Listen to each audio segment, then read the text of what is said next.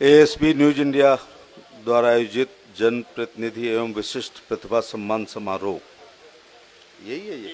अच्छा, जिसमें गायब हैं केशव मौर्य, चौधरी भूपेंद्र सिंह जी,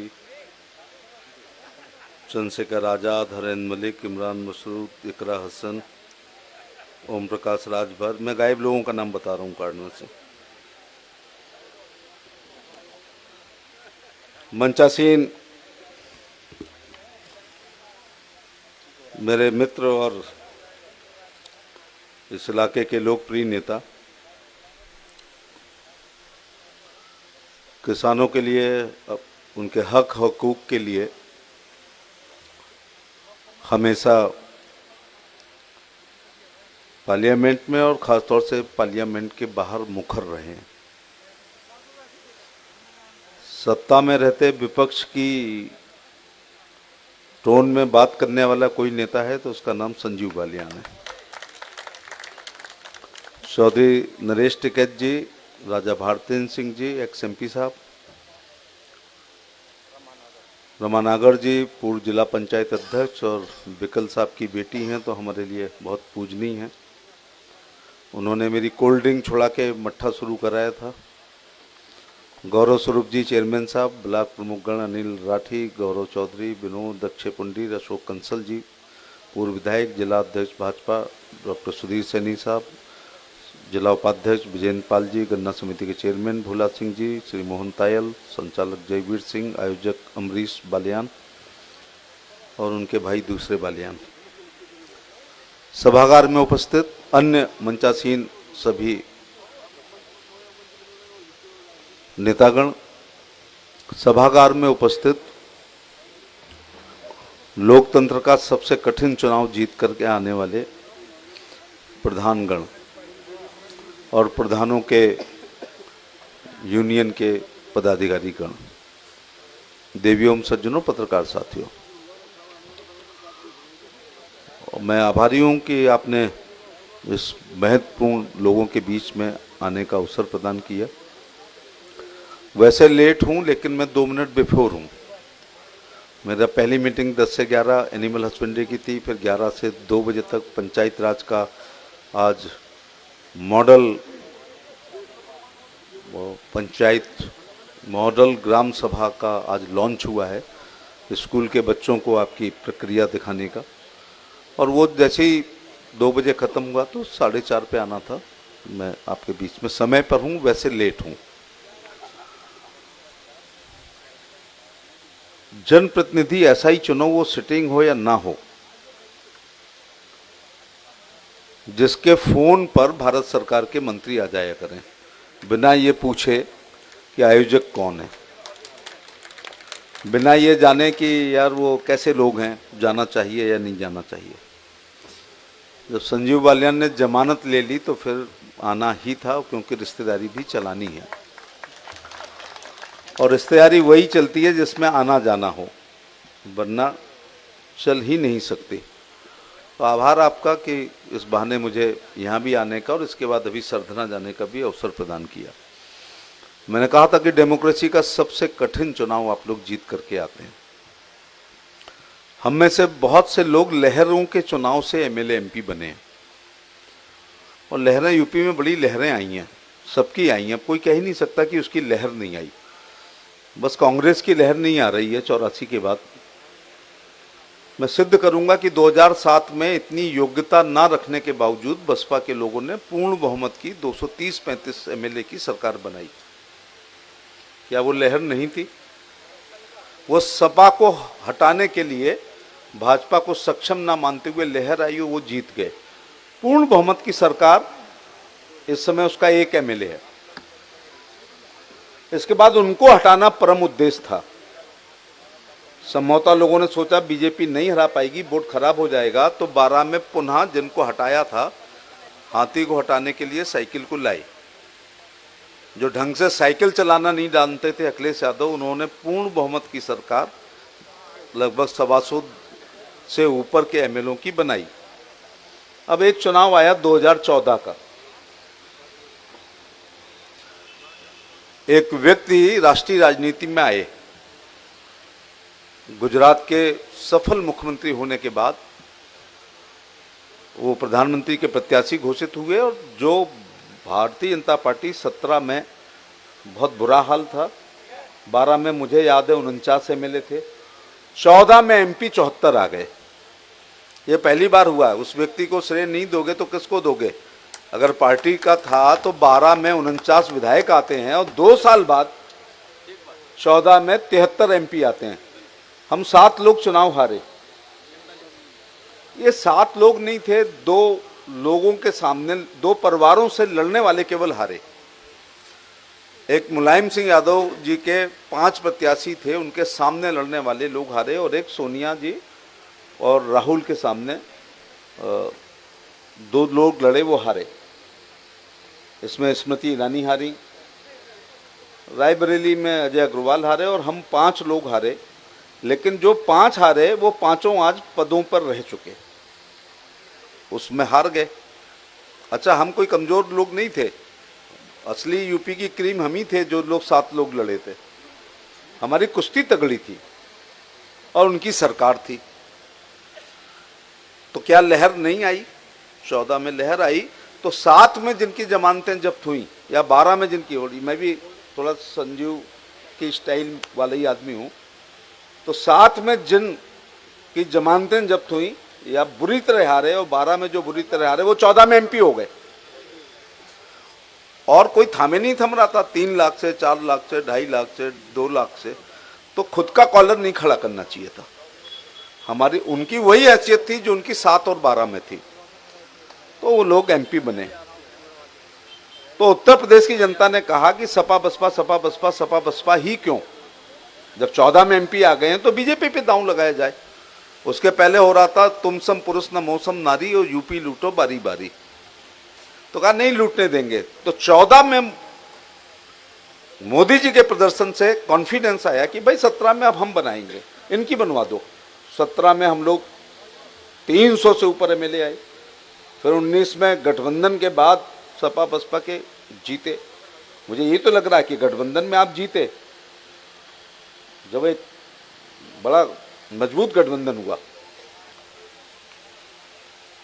तो ये 7, 12, 14, 17, 19, 22 लहरें चली हैं, लेकिन आपके में लहर नहीं चलती है। इतनी बड़ी भूमिका मुझे प्रधानों के लिए बनानी पड़ी कि आपके में सब चलता है जो जो चल सकता है। जात चलती है, धर्म चलता है, गोत्र चलता है। क्यों साहब? अगर एक ही जात के 2 प्रधान लड़ेंगे तो फिर वो देखा जाएगा कि इसमें मलिक कौन है और बालियान कौन है, आदि आदि जो भी होता होगा। और भी चीजें चलती हैं जो मैं बोल नहीं सकता। तो आपको बधाई यार, आप कठिन चुनाव जीत करके आते हैं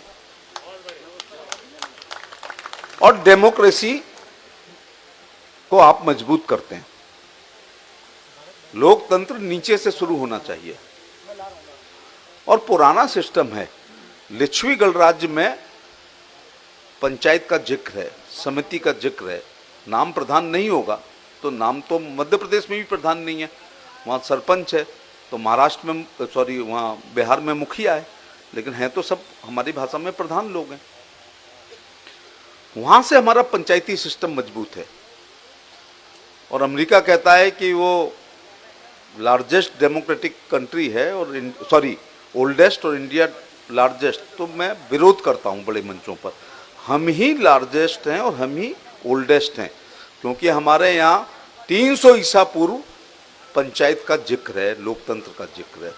माने आज से 2800 साल पहले लिच्छवी राजवंश में, और 5200 साल पहले हमारे यहाँ लोकतंत्र ये था कि, और पंचायत भी थी कि किशन जी एक पंचायत लेके गए थे कौरवों के पास, और मीडिएशन करते करते 5 गांवों पर आ गए थे। इसका मतलब पंचायत फेल हुई थी, लेकिन पंचायत सिस्टम था। इसके बाद जब भी राजा तानाशाह हुआ है, तो रावण रहा हो या हिरण्यकश्यप रहा हो या कंस, तो कृष्ण जी ने ग्वाल बालों को लेकर के पहले तो इंद्र को चुनौती दी कि तुम्हारी दादागिरी नहीं चलेगी, और गोवर्धन की पूजा करी, प्रकृति की पूजा करी, और उसके बाद कंस को भी मार दिया।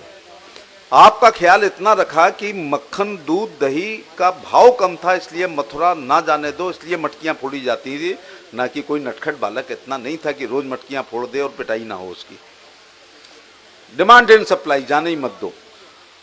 तो मुझे लगता है मौसम आपका आ गया है, क्योंकि आजकल गांव में कुछ भावी प्रत्याशी लड़की की शादी में आलू छिलवाते हुए देखे जा रहे हैं।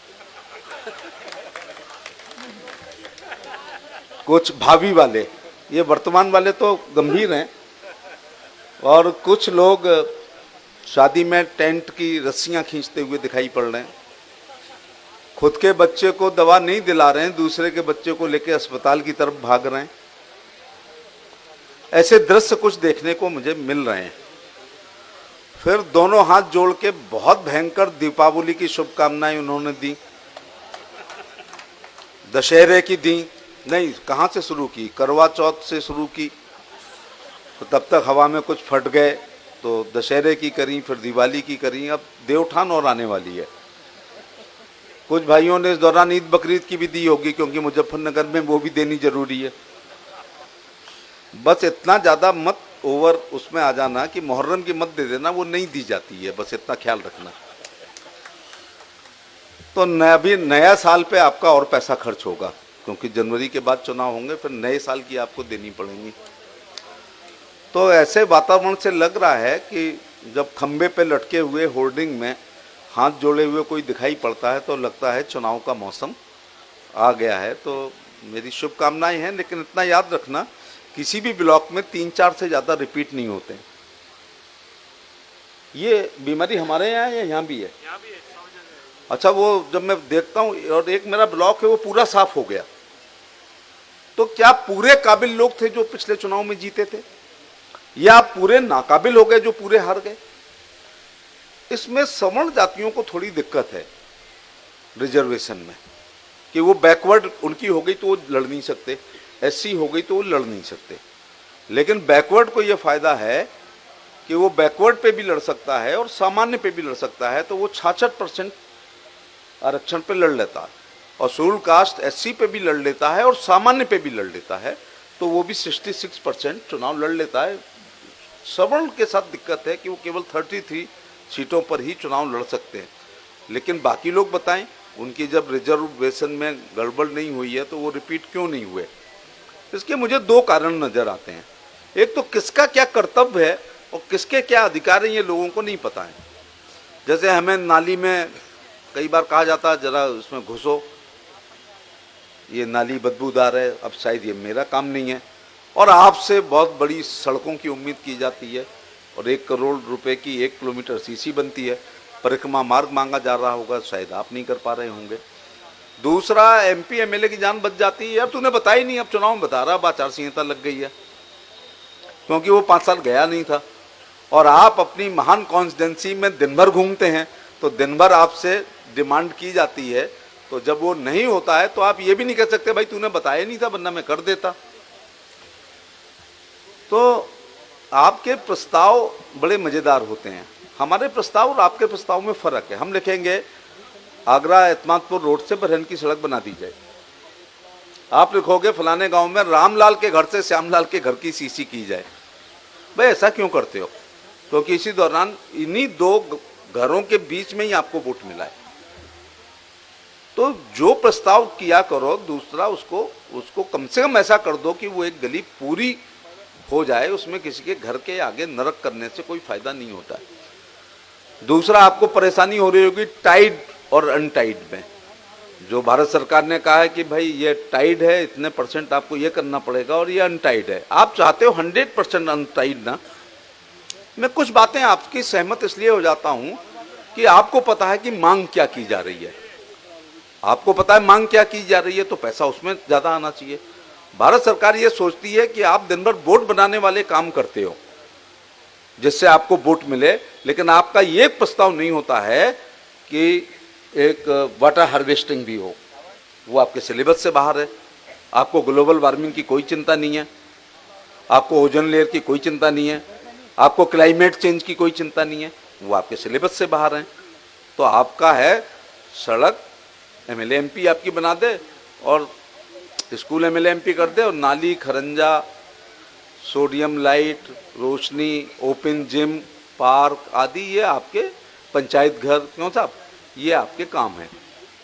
इसलिए एकदम आपको निरंकुश भारत सरकार नहीं छोड़ेगी कि हर प्रधान केवल अपने अगले चुनाव को देखते हुए, मद्देनजर रखते हुए पूरा पैसा उसी पर खर्च करे। ऐसा नहीं हो पाएगा, फिर डेमोक्रेसी नहीं रहेगी। इसलिए वो 40% पैसा की जो बाध्यता है, अगर आप वृक्षारोपण करेंगे, ये भारत सरकार या राज्य सरकार आपसे जबरदस्ती न कराए, तो आपका वृक्षारोपण में कोई रुचि रहेगी क्या? आपकी छोटे मोटे चेक डैम बनाने में कोई रुचि होगी? पानी से पूरा रन ऑफ हो जाए, उससे क्या फर्क पड़ रहा है? तो वो तो खैर उसमें परिवर्तन नहीं आएगा। बाकी मैंने आपकी मांगें देखी हैं, कुछ मांगों का वर्णन ना कराओ वरना जनता नाराज हो जाएगी आपसे, इसलिए मैं नहीं पढ़ना चाह रहा हूँ। मुझे जो प्राप्त हुआ है उसमें आप तनख्वाहें मांग रहे हो, ये अच्छी बात नहीं है। मैं इसको पूरा पढ़ दूंगा तो जितना फायदा होगा उससे ज़्यादा, लेकिन यहाँ प्रधान ही प्रधान आए हैं तो नुकसान क्या होना है। लेकिन इनके माध्यम से तो ये पहुँच जाएगी तुम्हारे मतदाता तक कि तुम क्या क्या मांग रहे हो, है ना। तो जरा अपनी जनता के भी शस्त्र लाइसेंस बनवा लेते। अगर आप अपने मांग रहे हो तो जरा उनके लिए भी 2-4 बार कलेक्टर से 2-2 हाथ कर लिए होते। तो रहने दो, लेकिन मैं इसे पढ़ लूँगा और इसको रिकमेंडेशन के साथ राज्य में, जहाँ राज्य की वो है और जहाँ भारत सरकार का वो है, जहाँ काम बनता है उसको मैं कहने का। लेकिन मैं कह रहा हूँ कि बाकी मुझे मत पढ़वाओ वरना थोड़ा सा अहित वाला भी बात हो जाएगा, क्योंकि कुछ चीज़ें फिर आपकी तरफ आ जाएंगी।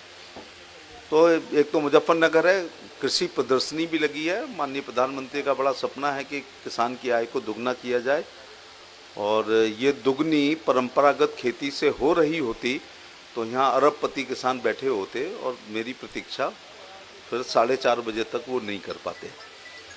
तो किसान की आय दुगनी गन्ने से नहीं हो रही है, मेरे इलाके में आलू से नहीं हो रही है, बिहार में धान से नहीं हो रही है, पंजाब में गेहूं और धान से नहीं हो रही है। जब तक हम अपने स्वभाव को नहीं बदलेंगे और हम ट्रेडिशनल खेती को जब तक नहीं छोड़ेंगे या कुछ कम नहीं करेंगे, किसान की आय दुगना करने में जो प्रधानमंत्री जी ने कहा था, संजीव बालियान उन दिनों उसी विभाग को 2-2 बार देख रहे थे। हम किसान की आय को दुगना कर सकते हैं उन्नत किस्म की खेती से, पशुपालन के द्वारा, मुर्गी पालन के द्वारा, मछली पालन के द्वारा, सुअर पालन के द्वारा, ऑर्गेनिक खेती से, प्राकृतिक खेती से, फूलों की खेती से, फलों की खेती से, ड्रिप इरिगेशन का इस्तेमाल करके, स्प्रिंकलर इस्तेमाल करके, और पता नहीं मेरी बात मानोगे या नहीं मानोगे, नैनो यूरिया से 45 रुपये प्रति बैग बचा करके और नैनो डीएपी से लगभग 350 रुपये प्रति बैग बचा करके हम अपनी लागत को कम कर सकते हैं और अपनी इनकम को बढ़ाने का प्रयास कर सकते हैं। पशुपालन के क्षेत्र में हो, इन्हीं के ज़माने में शुरू हुआ है। पशुपालन के क्षेत्र में जो लोग हों, जब से मैं दिल्ली से चला हूँ, आंखें फाड़ के दोनों तरफ देख रहा था, मुझे बैलगाड़ी चलते हुए नहीं दिखाई दी। तो बछड़ा क्यों पैदा हो रहा है? मैंने रास्ते में हल चलते नहीं देखा, तो बैल का उपयोग क्या है? मैंने रहट चलती नहीं देखी, तो अब बैल का उपयोग क्या है? मैंने कोल्हू चलते नहीं देखा, तो बैल का उपयोग क्या है? और मैंने दाएं होते हुए नहीं देखी है, इसलिए बैल का कोई उपयोग नहीं हो रहा है। हमारे समय भी हो रहा था, लेकिन मजबूरी थी कि हमारे हाथ में नहीं था कि हम बछिया ही पैदा कर सकें, क्योंकि ना तो तब कृत्रिम गर्भाधान आया था, ना सेक्स सॉर्टेड सीमन का आविष्कार हो पाया था। श्री संजीव बालियान जी ने इस काम को इतना आगे बढ़ाया है कि 90% सेक्स सॉर्टेड सीमन के द्वारा यदि आप अपनी गाय को गर्भाधारण कराएंगे तो मैं एफिडेविट पे लिख के दे सकता हूं कि 90% आपके घर में बछिया पैदा होगी। और बछिया पैदा होगी, वो भी एक गारंटी है कि सड़क छाप साण की पुत्री नहीं होगी, वो या तो साहिवाल की बच्ची होगी, या थार पारकर की होगी, या हरियाणवी की होगी, अथवा गिर की होगी। अगर बच्चियां पैदा हो गई तो 7-8 साल रहेगी, जब तक दूध देगी और गर्भ धारण करेगी। और नंदी महाराज आपके घर में पैदा हो गए तो क्या करोगे? मैं किसान के साथ हूं संजीव, क्योंकि सारा अर्थशास्त्र दिल्ली के लोग नहीं जानते हैं। मेरे पास 7.5 बीघे जमीन है, 2 फसल करता हूं। 2 फसल करने के लिए मैं 2 उन्नत किस्म के बैलों को रखूं। किस बात के लिए रखूं? कि हल चलाऊंगा। अगर हम बैलों से खेती करेंगे तो 365 दिन उनको हमें खिलाना पड़ेगा, और अगर हम ट्रैक्टर मंगाएंगे तो केवल हमें घंटे के हिसाब से या एकड़ के हिसाब से किराया देना होगा। बैल चलें या ना चलें 365 दिन सानी करनी पड़ेगी, और जब हल चलेगा, ये ट्रैक्टर चलेगा तो ही डीजल पीने का काम करेगा। तो मैं आपसे थोड़ा निवेदन कर रहा हूं, क्योंकि you are the leader of the society, तो आपका काम है कि आप अपनी जनता को ये बताएं कि जब गाय गर्भधारण हीट पर आए तो कृत्रिम गर्भाधान से वर्गीकृत वीर्य इस्तेमाल करवाएं, जिससे बछिया पैदा करें। वो 10, 20, 25, 50 हजार की हो जाएगी, और नंदी महाराज पैदा हो गए तो -500 के पैदा होंगे, क्योंकि सनातन हिंदू धर्म के लोग बछड़े को छोड़ने में भी पाप समझते हैं। तो मेरे घर बछड़ा पैदा हो जाएगा तो मैं कहूँगा ले जा भाई, ये 500 रुपये और ले जा मेटाडोर के लिए, इसे मेरे घर से। अब मुझे अपना बचपन याद आता है, जब बछड़ा पैदा होता था तो माँ कहती थी जा बाजार भाग के जा, बतासे लेके आ, बतासे बाट। जब बछड़ा पैदा होता था तो रात में सोहर के गीत गाए जाते थे। जब बछड़ा पैदा होता था तो हमारी माँ, वो त्यौहार जो हमारा खराब हो जाता था, यदि गाय ने बछड़ा दे दिया तो हमारी दिवाली अच्छी हो जाती थी। क्योंकि और इतने गरीब थे कि 2 बैल नहीं होते थे, तो एक बैल हमारा और एक पड़ोसी का ऐसे खेती करते थे। फिर एक बैल हमारा, एक आपके यहाँ भैंसा वैसा पहले आ गया, ये जरा इटावा की तरफ भैंसे को हम लोग बहुत शुभ नहीं मानते थे, भैंसासुर, लेकिन गरीबी क्या ना कराए, फिर हमारे यहाँ भी भैंसा आ गया। 2 भैंसे, 2 बैलों के स्थान 2 भैंसों ने रखा, क्योंकि वो सस्ते थे। फिर एक भैंसा हमारा और एक आपका, ऐसे भी हमने खेती करी है। नरगिस साहित्य समाज का दर्पण होता है। मदर इंडिया फिल्म में बेचारी कंधे पर हल रख के चला रही है, और संजय दत्त दूसरी जनरेशन में है। अगर वो चाहें तो मुजफ्फरनगर से या आगरा से हम 10-12 हजार बछड़े उनको दे सकते हैं फ्री ऑफ कॉस्ट। तो ये आज पोजीशन हो गई, क्योंकि अब रहट नहीं चल रही है, और रहट बच्चों को दिखानी पड़ेगी ड्राइंग करके। दाएं नहीं चल रही है, और अब बैलगाड़ी भी नहीं चल रही है, और अब कोल्हू भी नहीं चल रहा है, और अब हल भी नहीं चल रहा है, इसलिए बैल का कोई उपयोग नहीं है। कृपया प्रधान लोग अपनी जनता में इस बात का थोड़ा प्रचार प्रसार करें। मेरे से पहले माननीय सांसद जी बता रहे थे, वो जीत और हार के फार्मूले में बड़े कंफ्यूज थे कि कैसे, भैया जीत का तो कोई फार्मूला नहीं है कि ये वाला फार्मूला, लेकिन अपने को सड़क, स्कूल, बिजली, पानी, नाली, खरंजा तक सीमित मत रखा करो। आपकी जिम्मेदारी भारत सरकार की योजनाओं को अपने अंतिम व्यक्ति, पात्र व्यक्ति को उस योजना का लाभ उठाने के लिए भी आपके सचिवालय का उपयोग करना चाहिए। मुझे लगता है कि जितने भी पंचायत घर हैं लगभग सभी में कंप्यूटर होगा, एक अधिकारी भी होगा, तो वो जन सुविधा केंद्र में भी बदल गया है।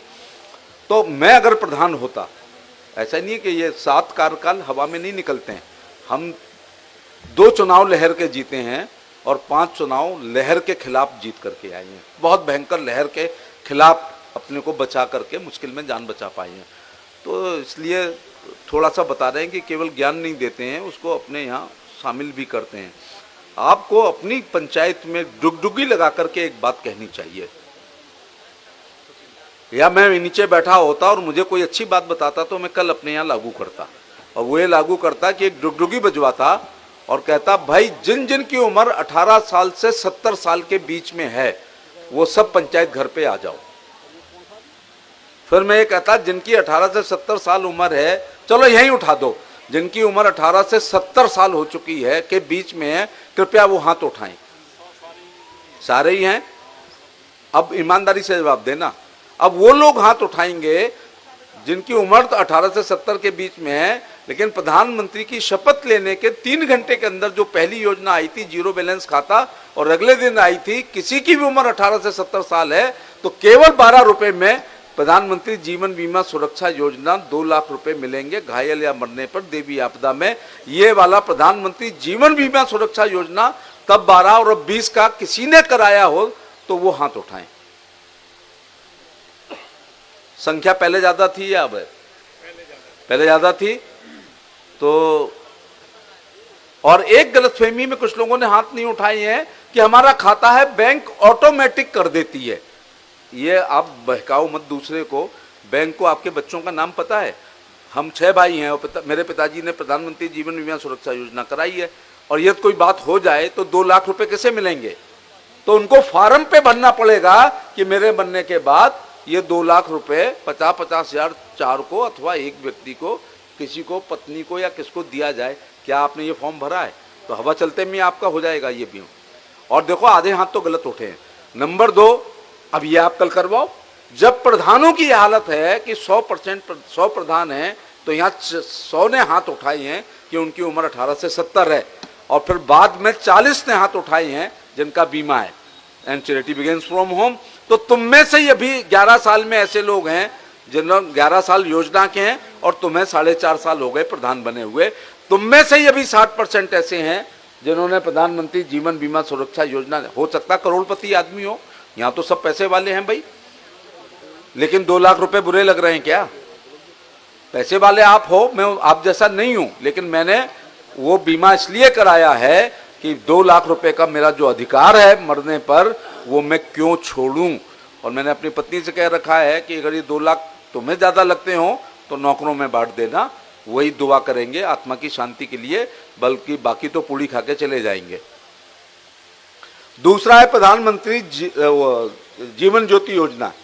इसमें है उम्र, ये आपको अच्छी लग, ये आपका भला करा देगी, 20-25 वोट बढ़वा देगी, 50 वोट बढ़वा देगी, फिर वो कच्ची पक्की का प्रयोग नहीं करना पड़ेगा ज्यादा आपको।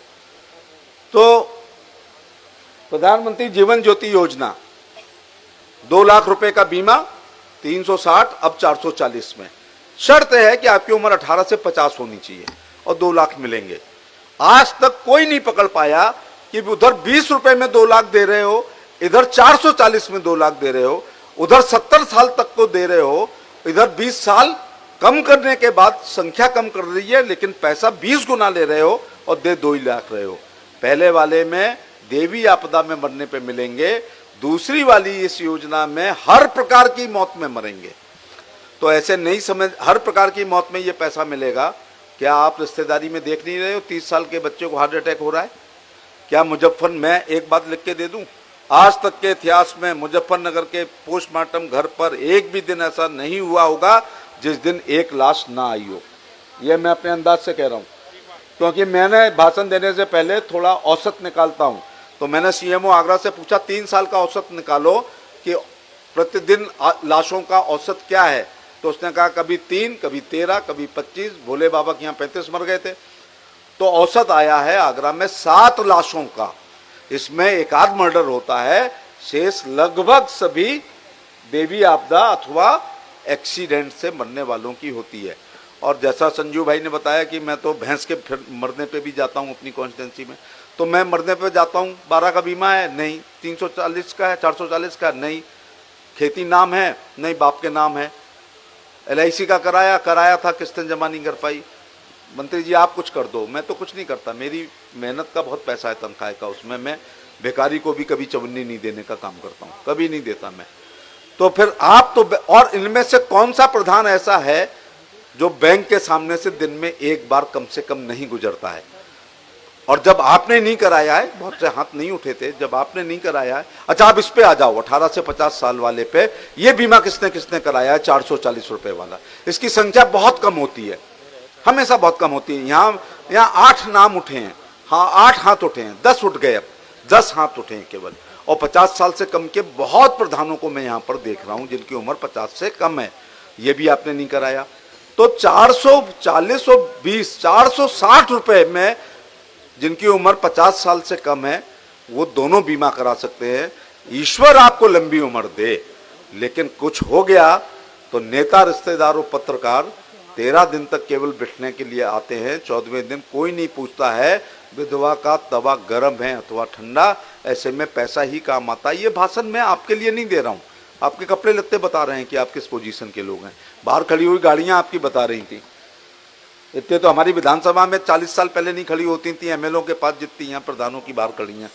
तो वो तो स्टैंडर्ड ऑफ लिविंग बढ़ा है जरा, हाँ गन्ना वन्ना भी बढ़ गया है, नहीं सब कराई की है सब। आप जब से प्रधान बने हो बहुत गरीब हो गए हो, क्योंकि पहले आपको कार्ड आता नहीं था, अब हर शादी का कार्ड आप पे आता है, हर भागवत का आता है, हर कथा का आता है, हर रसिया का आता है, हर दंगल का आता है, हर कव्वाली का आता है। क्यों साहब? तो उसमें कुछ ना कुछ लिफाफा दिया जाता है, और लिफाफा 4 लोग मिलके देखते हैं कि प्रधान जी दे के क्या गए, इसलिए थोड़ा ठग से देखना पड़ता है। और पहले साल के लिफाफे में और 5वीं साल के लिफाफे में भी अंतर आ गया होगा। अब आपके लिफाफे को 3-4 लोग मिलके खोल रहे होंगे, माननीय प्रधानमंत्री जी भागवत की कथा में क्या देके गए हैं। हाँ, तो मैं आपकी बात से सहमत कर रहा हूँ। यदि जनप्रतिनिधि, मैं सबके लिए कह रहा हूँ, यदि जनप्रतिनिधि ईमानदार है तो जनप्रतिनिधि बनने के बाद उसकी आर्थिक स्थिति पहले से भी ज़्यादा खराब हो जाएगी। क्योंकि पहले मेरे घर में 1 किलो दूध आता था, आजकल 12 किलो दूध की चाय बनती है। ठीक है ना। पहला कार्ड गणेश जी को लिखा जाता है और दूसरा कार्ड इस मंच को लिखा जाता है। तो केवल 13वीं में लिफाफा नहीं देना पड़ता है। शादी में, भागवत में, कथा में, रसिया में, कव्वाली में पैसे देने पड़ते हैं, दंगल में कुश्ती करानी पड़ती है, गृह प्रवेश में भी बुके लेके जाना पड़ता है, बर्थडे पे 300 रुपये का बुके आता है लेके जाना पड़ता है, मैरिज एनिवर्सरी में ले जाना पड़ता है, सब जगह पैसा। तो 13वीं में नहीं, तो 13वीं में दुख व्यक्त मनाने जाते हैं, शोक मनाने के लिए भी 10 रुपये किलोमीटर का डीजल का खर्च करके एमपी साहब जाते हैं 100 किलोमीटर, तो 200 किलोमीटर 100 आते हैं, तो 2000 का तेल फूकता है। और मरने वाले का नाती कहता है, अरे साहब 80 साल के थे, मर गए साहब, काफ़ी जी लिए थे। और हम बुरा सा मुंह लटका के वहाँ जाते हैं कि भाई तेरा डोकरा कैसे मर गया। तो 2 काम करने हैं, अपनी जनता का 20 का बीमा कल जाके कराना है और अपनी जनता का 440 का कराना है। अगर 1000 का करा दोगे तो केवल 20,000 रुपया खर्च होगा। लेकिन इतनी बात है, भगवान न करे, लेकिन साल में एक आध टपक लेगा, आकाश वाली बिजली से या ये वाली बिजली से या सांड के मारने से या नदी में डूबने से या मिट्टी की ढाह में, ज़्यादातर एक्सीडेंट में कोई ना कोई। तब वो रोते हुए वो औरत कहेगी, यदि प्रधान जी ना होते और बिलने हमारे, अच्छा मैं अपनी भाषा बोलने, उन्होंने यदि मेरा फार्म नहीं भराया होता तो आज ये 2 लाख रुपए मुझे नहीं मिलते। और अगर 50 का है तो दोनों 4 लाख रुपए मिल सकते थे। 4 lakh is not big amount, लेकिन मनी मैनेजमेंट हो जाए तो 4 लाख से दाल रोटी चल जाती है, ऐसा मेरा अंदाज है। तो जो तीसरी बात पूछता हूं कि 20 का बीमा नहीं, 440 का बीमा नहीं, खेती है नाम तो कहते हैं नहीं, पिताजी के नाम है। अब संजीव भाई एक बात पूछ रहा हूं, यदि कोई 75 साल का व्यक्ति जिंदा है तो उसका बड़ा लड़का 50 का होगा और उसका लड़का 25 का होगा, और दोनों जा रहे हैं कहीं एक्सीडेंट में मर गए, तो 20 का बीमा तो आपने कराया ही नहीं है। यहाँ अधों ने नहीं कराया, 440 का आपने कराया नहीं है। और बाबा अगर जिंदा है तो सांप की तरह कुंडली मार के खेत पे बैठा होगा, ना लड़के के नाम जमीन होगी ना नाती के नाम जमीन होगी, तो किसान बीमा दुर्घटना का भी 10 लाख रुपए का नुकसान हो जाएगा। तो 2 लाख का 20 रुपए वाला नहीं कराया, 2 लाख का नुकसान, 440 का नहीं कराया तो 4 लाख का नुकसान।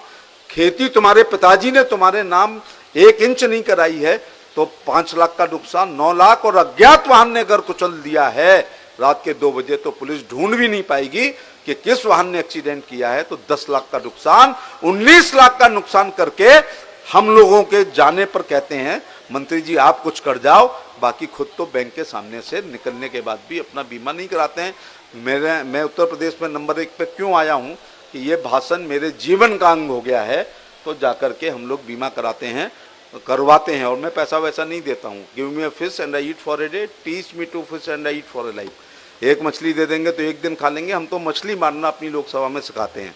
योजनाओं को सीख जाओ, और कैंप भी लगा देते हैं। अखबार ने लिखा कि 8000 लोग आए और 6000 लोग योजना का लाभ लेकर के गए, और 2000 तो वैसे ही आते हैं। 2000 तो ऐसे ही आते हैं, एम्पाला से उतरी और आयुष्मान कार्ड चाहिए था तो कहाँ से मिल जाता उसको। एक विकलांग आया कि साहब मेरे को विकलांग पेंशन, तो मैंने कहा भाई वो इतने लाख 1000 रुपए का आय प्रमाण पत्र, अरे साहब मैं विकलांग हूँ। विकलांग का विकलांग पेंशन भी तब मिलेगी जब आपकी आर्थिक स्थिति कमजोर होगी। तो मुझे उदाहरण देना पड़ा कि पोंटी चड्डा भी तो विकलांग था, तो क्या उसे विकलांग पेंशन मिलती। पोंटी चड्डा समझ ही रहे हो गए आपके पश्चिम का है। तो ये इतनी बातें मुझे कहनी थी आपसे कि पंचायत चुनाव में अब आपको एक काम करना चाहिए, कल डुगडुगी बजाओ, पूरे गांव के पात्र व्यक्ति जो रह गए हैं उनका पात्र क्या है कि 18 से 70 उम्र होनी चाहिए, यही तो पात्रता है।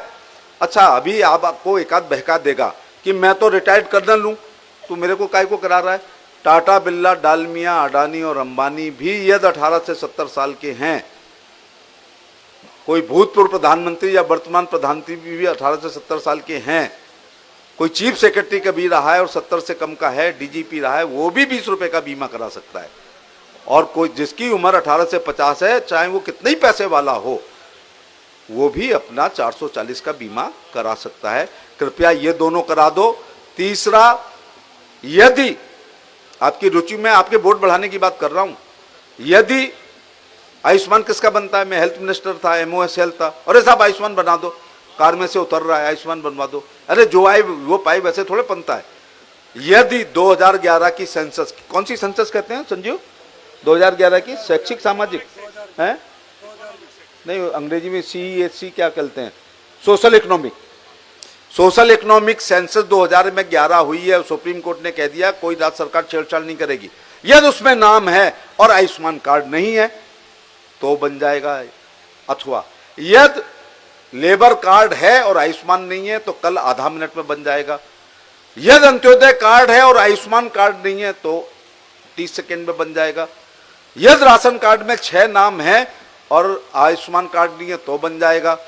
और पांचवा, यदि 70 साल, प्रधानमंत्री जी का धन्यवाद, यदि 70 साल उम्र है और आयुष्मान कार्ड नहीं है तो आयुष्मान कार्ड 30 सेकेंड लगते हैं, उस ऐप में 30 सेकेंड लगते हैं। तो मेरा कहने का मतलब यह है कि ये भी अपनी ग्राम सभा के लोगों का आप करवा दो। मैं गारंटी के साथ कह सकता हूं कि 30-40 लोग आपको पात्र व्यक्ति मिलेंगे, 7 साल आयुष्मान कार्ड को हो गए। भैया पैसे वाले इलाके के हो, लेकिन ऐसा नहीं होता है कि सब लोग होते हैं कोई क्षेत्र का। 5 लाख प्रति व्यक्ति प्रति साल पूरे परिवार का इलाज। ये आपके इलाके में ऐसे लोग होंगे कि ये धोखे में मैदानता घुस गए, या अपोलो या फोर्टिस या मैक्स में, सारे खेत बिक जाएंगे तो भी इलाज नहीं हो पाएगा, या सारा जेवर बिक जाएगा।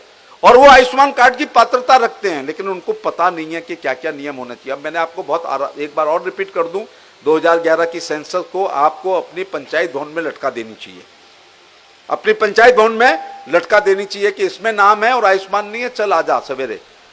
और दूसरा, अंत्योदय कार्ड है, आयुष्मान नहीं है। तीसरा, लेबर है, रोज मुजफ्फरनगर की स्टील की फैक्ट्री में काम करने आता है, लेकिन लेबर भट्टे पे काम करता है, लेकिन कार्ड नहीं है। सरकार कहती है जो कार्ड बनाए वो श्रमिक, और मैं कहता हूं जो श्रम करे वो श्रमिक। सरकार कहती है खतौनी में नाम तो किसान, मैं कहता हूं किसनी करे तो किसान, लेकिन मेरी बात नहीं मानी जाती। जो खेती करे वो किसान, सरकार कहती है करे ना करे, खतौनी में नाम है तो वो। तो तीसरा काम आयुष्मान कार्ड करवा दीजिए। चौथा, किसान सम्मान निधि जिनको मिल रही है उनसे पैसा नहीं मिल रहा है, लगा है, और जो बच गए हैं उनसे मांगा नहीं जा रहा है। स्पेलिंग मिस्टेक के केस हैं जो मैंने अपनी लोकसभा में, जैसे मेरा नाम सत्यपाल सिंह है, असली नाम मेरा सत्यपाल सिंह है, अब आधार कार्ड में भी सत्यपाल सिंह होना चाहिए, बैंक में भी सत्यपाल सिंह होना चाहिए, और मेरी खतौनी में भी सत्यपाल सिंह होना चाहिए। और अगर किसी ने, जन सुविधा केंद्र वाले ने सतपाल सिंह कर दिया, अपने हिसाब से बड़ा विद्वान था, सतपाल सिंह कर दिया, तो मेरा कंप्यूटर मुझे कभी भी जिंदगी में ये पेंशन देने वाला नहीं है। उसका आधार कार्ड को ये मंच पर बैठे हुए लोगों की मोहर लगवा करके उसके कागज को आप सुधार करवा सकते हो। अब मैं योजना बताऊंगा यार, बहुत टाइम लग जाएगा, लेकिन ये 3-4 काम कर लो, यही बहुत बड़ी बात है। ये जात को तोड़ देंगे, ये गोत्र को तोड़ देंगे। अगर किसकी विधवा पेंशन करा दी, विकलांग पेंशन करा दी, वृद्धावस्था पेंशन करा दी, जात प्रमाण पत्र तो बन ही जाता है, आय प्रमाण पत्र बना दिया, आयुष्मान कार्ड आपने जनरेट कर दिया, किसान सम्मान निधि का वहीं से आपने सुधार करते हुए उसका ऑनलाइन करवा दिया, तो निश्चित तौर से ये आपके कर्तव्यों में भी हैं, ये आपके कर्तव्य भी हैं। केवल हर चीज़ निर्माण कार्य से, और इसमें आपका 1 पैसा खर्च नहीं हो रहा है, और आपके सॉलिड वोट बन रहे हैं। केवल निर्माण कार्यों से अकेला वोट नहीं बनता है, और निर्माण कार्यों से ही अकेला केवल आपके कर्तव्य नहीं है, हमारे कर्तव्य और भी हैं। बस कुछ हो या हो ना हो, इसमें बस इतना जरूर है कि वंश से प्रधान ऑलवेज प्रधान। कभी किसी से कहा है आपसे किसी ने, आइए पूर्व प्रधान जी मंच पर आइए, आइए पूर्व प्रधान जी आइए, यहाँ पूर्व सांसद कह दिया लेकिन पूर्व प्रधान नहीं कहा जाता है। कभी पूर्व अध्यापक कहा गया, माट साहब आओ, डॉक्टर साहब आओ, प्रधान जी आओ, कहा जाता? हम लोगों को लिए बस संबोधन में जरूर कहा जाता है पूर्व। तो वंश से प्रधान ऑलवेज प्रधान, और ऐसो भी आपको कुर्सी देता है, काम करे या ना करे वो अलग बात है, लेकिन आइए प्रधान जी कह करके आपका मन मनोबल बढ़ाने का काम करता है। जाना भी नहीं चाहिए, वो तो मैंने कहा काम करे या ना करे, कुर्सी भी नहीं देता तो फिर प्रधानी में कमजोरी है कहीं ना कहीं, तो फिर प्रधानी में कमजोरी है, कुर्सी नहीं देता। तो हम लोग वो में हम धरना रैली प्रदर्शन से यहाँ तक आए हैं, धरना रैली प्रदर्शन से 27 मुकदमे अपने पे कायम करा के जनता के हित वाले, पानी नहीं आ रहा तो धरना, बिजली नहीं आ रही तो धरना, ट्रांसफर फूक गया तो धरना, कत्ल नहीं खुल रहा है तो धरना, ऐसा करते करते यहाँ तक आए हैं। तो मैं जो है ना मेरे गलों के हार दिखाई दे रहे हैं, लेकिन आपको जो है ना पैरों के कांटे नहीं दिखाई पड़ रहे हैं। तो वो जो नहीं, हम तो चुनौती देते हैं, कोई कुर्सी कैसे नहीं देगा, ये तो नियम है, उसको कुर्सी देनी पड़ेगी। नहीं देनी होगी तो इसी बात पे जिंदाबाद मुर्दाबाद कल होगी, इसमें क्या दिक्कत है? इसमें क्या दिक्कत है? फिर धरना दिया जाएगा। तो धरना रैली अब क्या है, अब आप खुद तो जाते नहीं हो एसपीडीएम के यहाँ कोई बुराई करने, अपने एमएलए एमपी से कहते हो एसओ बदलवा दो, लेखपाल बदलवा दो, बीडीओ बदलवा दो, सीडीओ बदलवा दो। हम लोग जब छोटे थे एमएलए एमपी तो ढूंढने मिलता नहीं था, तो हम ही लोग जाते थे, साहब वो लेखपाल बहुत खराब है, जात प्रमाण पत्र नहीं बना के दे रहा है। फिर 4-5 दिन बाद दूसरे बच्चे जाते थे, तो कलेक्टर हटा देता था बच्चों के कहने पर कि ये आय प्रमाण पत्र नहीं बना रहा है, इसका मतलब ये लेखपाल। अब तो धंधा हमारा और बंदूक आपकी रहती है हमेशा। बहुत बहुत धन्यवाद। मैंने कुछ लंबी बात कर दी, लेकिन मैंने कुछ ऐसी बातें बताई हैं जिससे आपकी लोकप्रियता थोड़ी और, जन कल्याणकारी योजनाओं को लागू करने पर आपकी लोकप्रियता थोड़ी और बढ़ सकती है। और जिनको ये सम्मान मिला है उनको बहुत बहुत बधाई और शुभकामनाएं। और अगली बार जब संजीव बालियान कार्यक्रम करें तो आप लोग रिपीट हों, ऐसी शुभकामनाएं।